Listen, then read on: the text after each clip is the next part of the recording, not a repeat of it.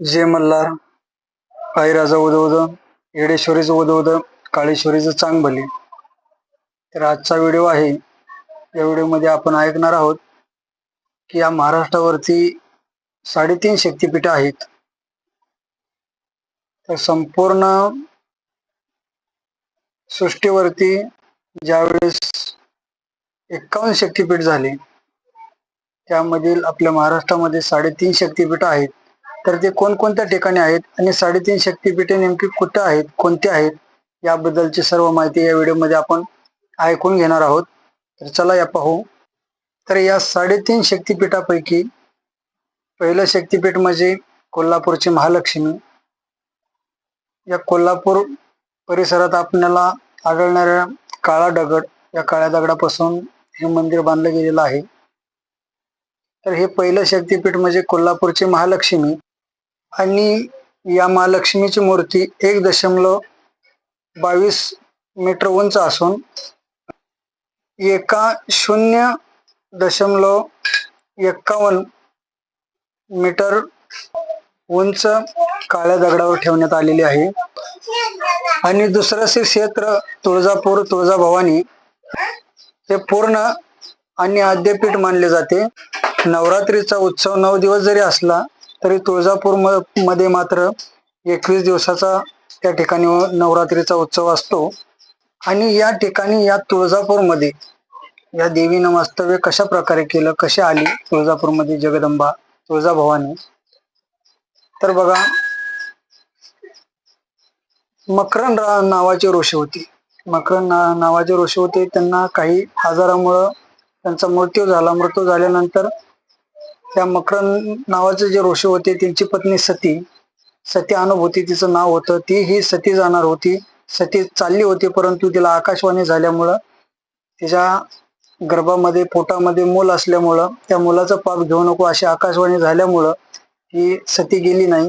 आणि सती गेली नसल्यामुळं ती ही आपल्या नवऱ्याचं कर्तव्य चालू केलं. तिनं जप तप हे चालू केलं त्या जंगलामध्ये.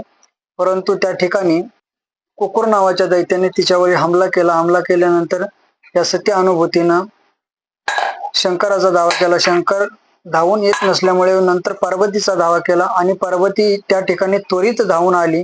त्वरित धावून आल्यामुळं तिला पहिलं नाव आहे त्वरिता. तिचं पहिलं नाव त्वरिता आहे.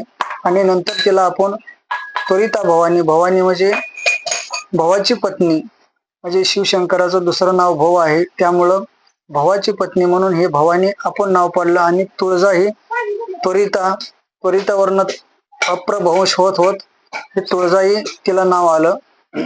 आणि नंतर सती अनुभूतीच्या आज्ञेवरून त्या ठिकाणी त्या आपल्या तुळजाभवानी मातेने त्या ठिकाणी रहिवास केला. आणि 3.5 शक्तिपीठापैकी तिसरं शक्तिपीठ म्हणजे माहूरगडची रेणुका माता. तिला परशुरामाची आई म्हणून ही ओळखलं जातं. तर हेच तिसरं शक्तिपीठ आहे, माहूरगडची रेणुका माता. आणि भगवान दत्तात्रेयचा जन्म देखील या ठिकाणी झालेला आहे असं भक्तजन म्हणतात. आणि त्याच ठिकाणी रेणुका मातेच्या मंदिराच्या ठिकाणी दुसरे मंदिर आहेत. श्री दत्तात्रेयचं मंदिर आहे, परशुरामाचं मंदिर आहे, बऱ्याच देवी देवतेचे त्या ठिकाणी मंदिर आहेत. नंतर 3.5 शक्तिपीठापैकी अर्धपीठ म्हणजे वणीची सप्तशृंगी देवी. वणीची सप्तशृंगी देवी हिला 3.5 शक्तिपीठापैकी अर्ध शक्तिपीठ असं मानण्यात येतं. आणि यामध्ये कालिका माता, सरस्वती आणि महालक्ष्मी या तिघीचेही एकच रूप आहे. या तिघींनाही एकच रूप मानलं जातं, म्हणून हे अर्ध शक्तिपीठ आहे, अर्ध शक्तिपीठ मानलं गेलेलं आहे. या 3.5 शक्तिपीठापैकी हे अर्ध शक्तिपीठ आहे. या ठिकाणी शुभ आणि शुभ राक्षसांचा नाश केला, वध केला देवीनं. आणि त्यानंतर या ठिकाणी देवी तप आणि साधना करायची, याच ठिकाणी करत होती. त्यामुळे याच ठिकाणी तिचा रहिवास आहे. हे झाले आपली 3.5 शक्तिपीठापैकी माहिती.